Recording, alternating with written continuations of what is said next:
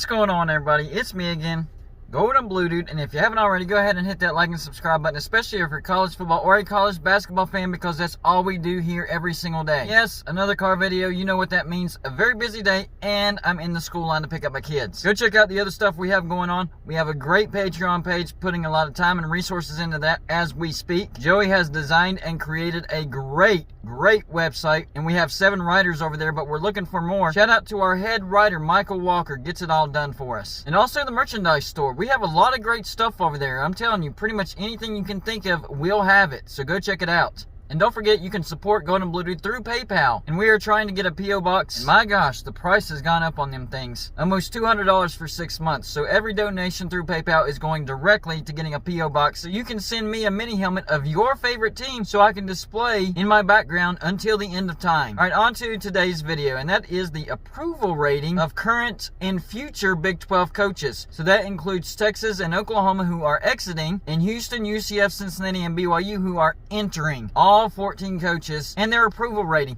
And from what I found out, they basically asked fans whether they approve or disapprove of what their coaches are doing, or the incoming hires in the case of the new coaches. So here we go, top to bottom, 14 to number 1. Down at the very bottom, number 14, Neal Brown.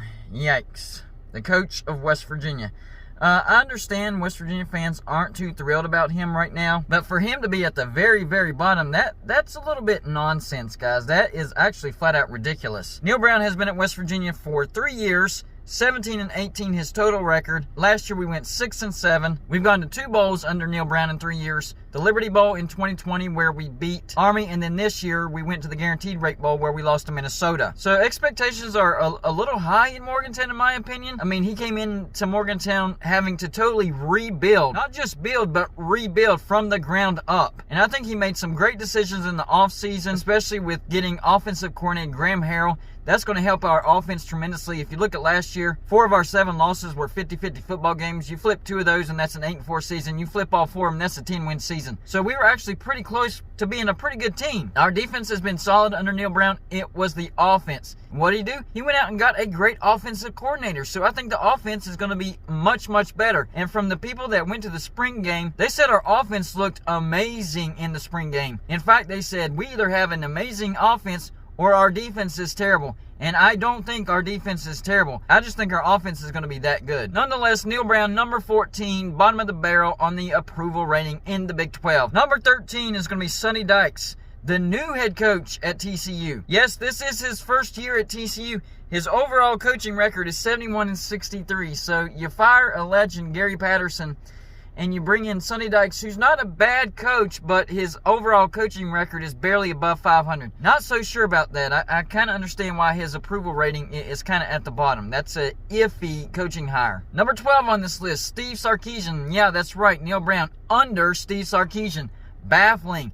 First year at Texas, went 5-7. I told Texas this was a bad move, especially firing Tom Herman. This was a downgrade. If you didn't like Tom Herman, why in the world did you hire this guy? Terrible hire by Texas, and you can see the approval rating not very good for him right now. Number 11 on this list, a little surprising, Chris Klieman at Kansas State. Overall, 20-16. This year they went 8-5. That's actually a decent record. 2019 Liberty Bowl, they lost to Navy, and then 2021 they beat LSU in the Texas Bowl. So in 3 years, he's taken them to 2 bowls. That's not bad at all. Number 10 on this list, and I don't even like saying his name, Dana Holgerson. Yeah, that's right. Dana Holgerson's approval rating much higher than Neal Brown's. Dana Holgerson has gone 19-15 since arriving at Houston 3 years ago. 12-2 last year. He's taken Houston to 2 bowls. 2020 New Mexico Bowl, lost to Hawaii, and last year 2021 in the Birmingham Bowl beat Auburn. Number 9 on this list, Mike Gundy. I expected him to be a little bit higher than this. Overall coaching record 149-69. He's been at Oklahoma State for 17 years, and last year they went 12-2.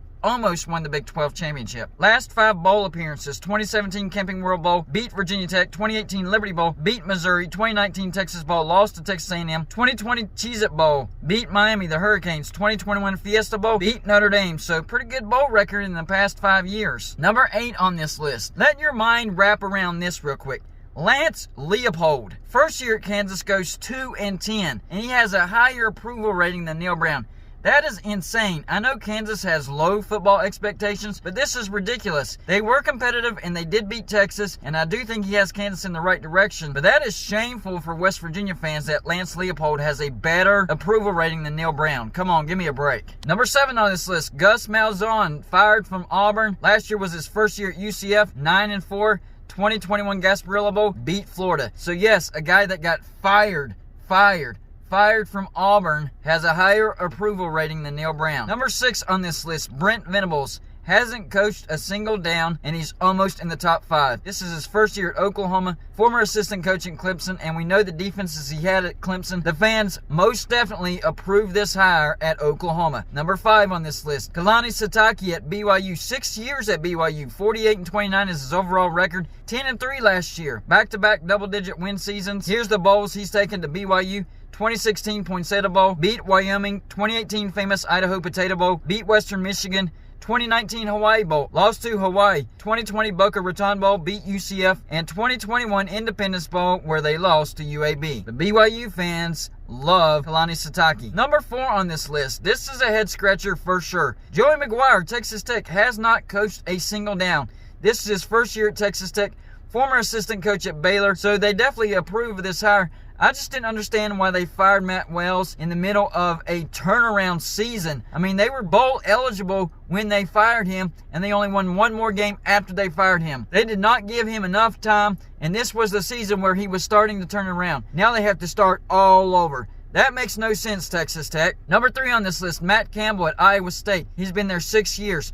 42-34 overall. Last year they went 7-6. Here are the bowl appearances he's taken Iowa State to. 2017 Liberty Bowl, beat Memphis. 2018 Alamo Bowl, lost to Washington State. 2019 Camping World Bowl, lost to Notre Dame. 2020 Fiesta Bowl, beat Oregon. And the 2021 Cheez-It Bowl, lost to Clemson. So he's taken Iowa State to a lot of bowls, and the Iowa State fans greatly appreciate that. Even though they had a down year, his approval rating is pretty high. Number 2 on this list, Dave Aranda at Baylor. His second year, 14-9 overall. Last year, 12-2, a great season, Big 12 champs. And they went to the 2022 Sugar Bowl and beat Ole Miss. Baylor is in a good situation. Last year, they won the national championship in basketball, and this year, they won the Big 12 championship in football. What's going over there in Waco? And that leaves us with number 1, the highest approval rating in the Big 12 as far as current and future head coaches, and that's Luke Fickell at Cincinnati. Luke Fickell has gone 48-15 in his 5 years at Cincinnati. That is amazing. Last year, 13-1. Here is his bowl record since being at Cincinnati. The 2018 Military Bowl, beat Virginia Tech. The 2019 Birmingham Bowl, beat Boston College. The 2020 Cotton Bowl, lost to Georgia. And the 2021 Peach Bowl, they lost to Alabama in the playoffs. And that is the first and only time you'll see a Group of 5 team make the playoffs